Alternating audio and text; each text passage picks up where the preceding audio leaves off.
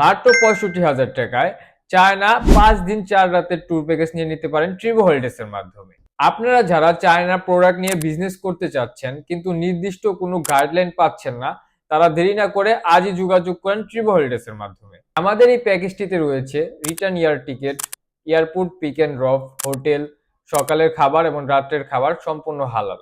তাছাড়াও আপনাদেরকে বিজনেস পারপাসে electric market, phone market, toys market, dress market, watch market পরিদর্শন করা হবে।